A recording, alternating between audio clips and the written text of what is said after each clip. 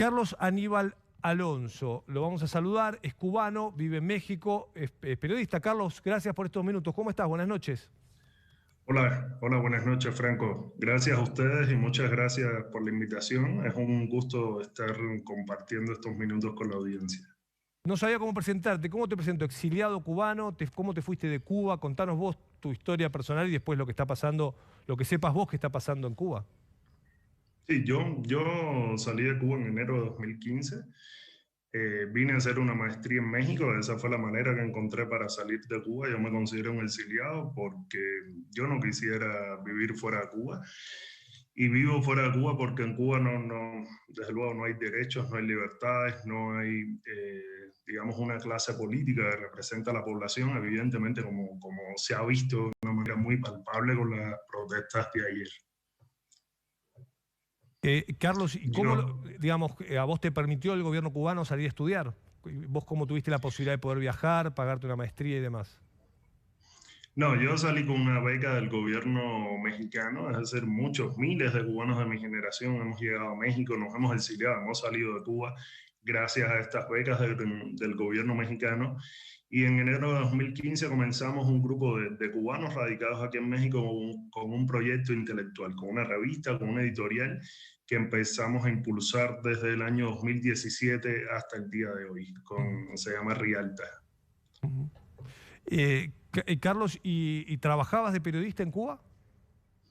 Yo trabajaba de profesor, yo era profesor en la universidad y también era editor en la Universidad de La Habana. Ujú. No se puede trabajar en Cuba, es decir, como periodista. El periodismo independiente de las organizaciones estatales, de las organizaciones controladas por el Partido Comunista de Cuba, no existe. Y lo vemos directamente no existe. Y lo vemos en la cobertura que han tenido, por ejemplo, los sucesos de ayer en la prensa independiente cubana. Es decir, las condiciones de posibilidad del periodismo en Cuba están muy limitadas en función del aparato represivo del gobierno. Es decir, los periodistas independientes son constantemente acosados, encarcelados, amenazados. Es decir, ejercer el periodismo en Cuba, como muchas otras actividades, es un ejercicio ilegal, directamente ilegal. Carlos, ¿vos tenés familia en Cuba? Sí, claro, tengo a mi padre en Cuba, tengo a mis tíos, tengo a mis primos, tengo muchísimos amigos, desde luego, tengo muchísima gente en Cuba. ¿Y qué nos puedes contar? ¿Qué está pasando ahora? ¿Qué están viviendo ellos ahora en Cuba? Mira, lo que está pasando en Cuba es un episodio, un suceso absolutamente excepcional. Es decir, en más de 60 años de régimen castrista, nunca el pueblo había salido a las calles para exigir derechos de esta manera, con esta masividad. Fue una protesta espontánea que se dio, digamos, en una ciudad que es periférica de La Habana, es decir, en la periferia de La Habana, y salieron miles de gente, salió la gente del pueblo, de la comunidad, a manifestarse, gritando libertad, gritando abajo la dictadura. Esa manifestación se replicó inmediatamente por redes sociales, se viralizó en redes sociales. Cuba hoy tiene una conectividad muy eficiente comparada con el resto del mundo, pero mucho mayor que digamos, hace un lustro atrás. Entonces, estas manifestaciones se viralizaron en redes sociales y a partir de ahí, pues se fueron replicando en distintas localidades, en distintas comunidades, hasta más de 30 localidades en Cuba se manifestaron con un grito claramente político. Es decir, no eran gente pidiendo limosna, no eran gente pidiendo miseria, no eran gente ni siquiera pidiendo comida, se estaba pidiendo libertad y se estaba pidiendo el fin de la dictadura. Sí, yo escuché gritos de libertad, libertad. También leía que había una situación económica angustiante, ¿no? De crisis energética y demás, pero vos señalás que no es un tema de pobreza o de hambre o de falta de energía eléctrica, sino de reclamo de libertad. No, tiene que ver con todo esto. Es un contexto muy complejo, es decir, yo pongo el acento en el carácter político de la manifestación, en la politización de las manifestaciones, es decir, no tanto en la ideologización. La gente está hablando de oposiciones binarias ideológicas propias de la Guerra Fría que no aplican hoy en el contexto cubano, pero estas políticas fueron, estas manifestaciones fueron eminentemente políticas. Estaban pidiendo un cambio, estaban pidiendo libertad, estaban pidiendo el fin de la dictadura. La situación en Cuba el día antes de la pandemia es la siguiente: una crisis tremenda derivada de un modelo ineficiente, estatista, precario, económico, ineficaz,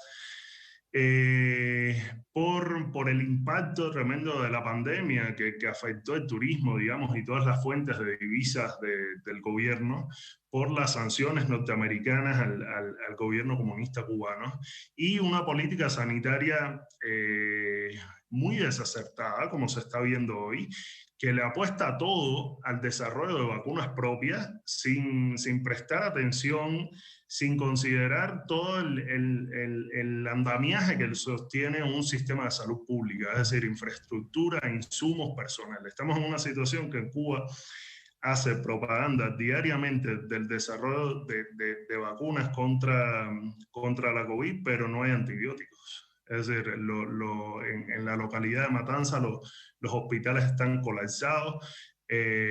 No hay una manera real de enfrentar esta situación. Entonces tenemos una miseria económica tremenda, acumulada por años, que ahora se ha agravado, un desabastecimiento de alimentos y de productos de primera necesidad, un manejo de la pandemia que tiene al país al borde, creo yo, de una crisis humanitaria, y ahora una crisis de gobernabilidad, es decir, una crisis de gobernabilidad a la que el gobierno se ha enfrentado con represión y con negación. Es decir, todavía el día de ayer en la noche había ministros y medios de prensa en Cuba que decían: no, los cubanos salen a la guerra en defensa de la revolución. Eso eran los titulares, cuando evidentemente fueron decenas de miles en todo el país, a lo largo de todo el país, exigiendo cuestiones que eran muy puntuales. Libertades y el fin de la dictadura. Tengo un montón de preguntas, Carlos, para hacerte. Quiero pedirte que... Lo voy a sumar a Javier Fabracci, nuestro compañero, porque también queremos hablar de la parte de los artistas, ¿no? Javi, vos tenés algo de música para poner, que es lo que se escuchó ahora, ¿no? Patria y Vida. Así es, Patria y Vida, este tema que tanto provocó también incluso en el gobierno, porque acá estas manifestaciones y este tema musical echan por tierra algo que siempre fue patrimonio de Cuba, ¿no? Los jóvenes revolucionarios y los artistas. Y acá vemos en estas manifestaciones a los artistas y a los jóvenes pidiendo otra revolución, ¿no? Entonces esto creo que desestabilizó mucho el discurso que históricamente escuchábamos. Esta Patria y Vida de Yotuel Romero, December Bueno, Gente de Zona, Michael Osorbo, El Funky, que se convirtió en uno de los himnos de estos reclamos, ¿no? Donde cambian ese patria o muerte, que era como un emblema de la revolución en los tiempos de Fidel Castro, por este Patria y Vida, este reclamo de Patria y Vida, en la voz de jóvenes, en un lenguaje joven, moderno, y que se escucha entre los jóvenes, es un poco lo que provocó este cimbronazo también en este discurso por parte del régimen. Recordemos Luis Manuel Otero Alcántara, que estuvo en huelga de hambre, otro de los artistas. Creo que es un poco lo que tiene también muy desorientado y muy alterado en sus nervios al régimen cubano, porque justamente pierden dos patrimonios al régimen cubano, porque justamente pierden dos patrimonios que siempre mostraron como fundamentales, ¿no? La juventud y los artistas. Está bueno lo que decís, Javi, está muy bueno. Hay además muchos artistas latinoamericanos que se han sumado. Exactamente. ¿No? Ricky Martin, Lali. Mira, Ricky Martin, Julieta Venegas, Daddy Yankee, Alejandro Sanz, Residente, Ricardo Montaner, Ozuna, Lali Espósito, Argentina, Los Pimpinela, también muy amigos de Gloria Estefan, que por supuesto desde allí de Miami también manifestó su solidaridad. Ella es una opositora de toda la vida. Alejandro Sanz, Luis Fonsi, Rosalía, ¿no? Estas voces, también jóvenes, también referentes de la juventud, solidarizándose con el pueblo cubano en contra del régimen cubano, es un golpe muy fuerte. Carlos, ¿hay un cambio en eso, en ese sentido, lo que marcaba recién Javier? Sí, yo creo que sí, absolutamente. Es un cambio en primer orden, creo yo, generacional. Una generación que es la mía, para la cual todos estos discursos, digamos, y esta propaganda del régimen ya no significa nada. Es decir, este eje simbólico que nos pone, digamos, entre el neoliberalismo por un lado y el socialismo por otro, tan propio de la Guerra Fría. Fíjense que ese discurso se sigue replicando, es decir, el gobierno cubano, la élite política cubana está llamando a los manifestantes de ayer, los está llamando mercenarios pagados por las agencias norteamericanas, es decir, como que todo se hubiera gestionado o cosido o pensado en Washington, en los Estados Unidos. Es decir, no asumen la diferencia, te convierte en un ser extranjero, te convierte en escenario, te convierte en un ser que es, digamos, cancelado. Entonces, estos ejes discursivos ya a una generación no le dicen nada.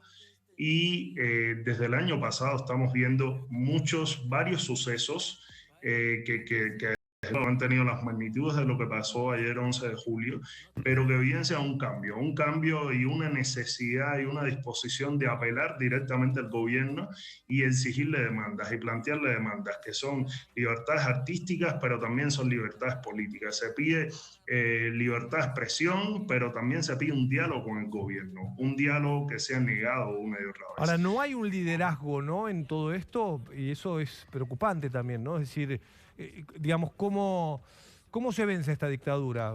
Te lo pregunto así más fácil, porque la gente puede salir a la calle, puede protestar, puede reclamar, ¿y qué cambia eso?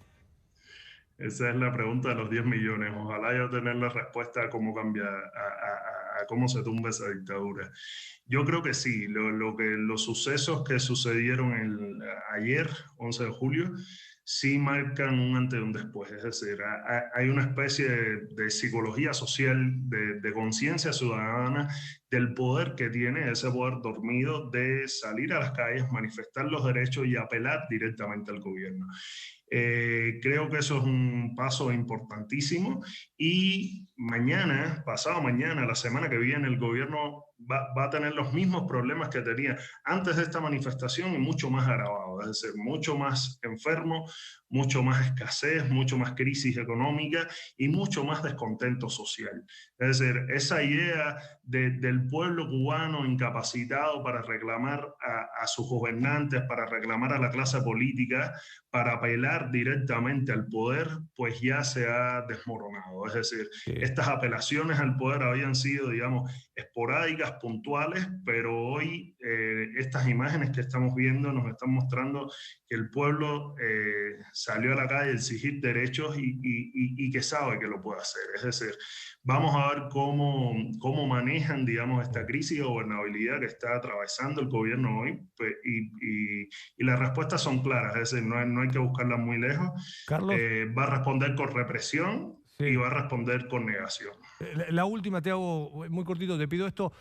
Según, digo, tu familia, tus amigos que están allí en Cuba, ¿ellos tienen acceso a información ahora, digo, con los teléfonos celulares y demás? Porque, digo, quien ha viajado alguna vez a Cuba tiene la sensación de que hay cosas o muchas cosas que pasan en el mundo que por ahí el cubano no ha tenido acceso, ¿no? Y tienen como una educación, un mensaje de que, bueno, las cosas son así y seguirán siendo así, ¿no? Es un poco esa sensación de nada va a cambiar, ¿no?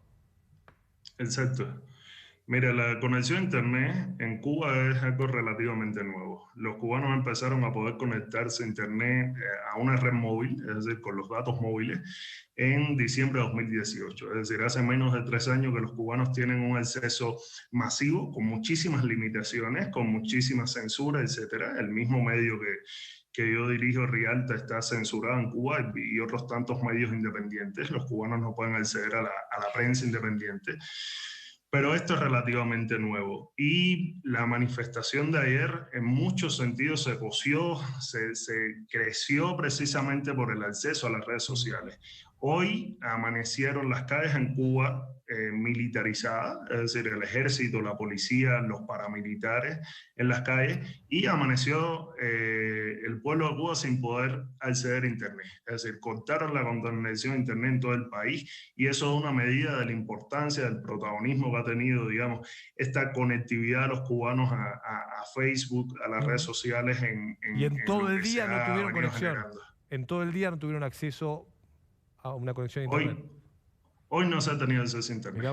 Hoy no se ha tenido acceso a Internet, un acceso en todo caso por momentos muy esporádicos y en muy malas condiciones. Es decir, hoy cortaron el Internet en toda la isla, precisamente evitando que se replicaran las protestas de ayer. Hoy hubieron varios focos de protesta también en varias localidades.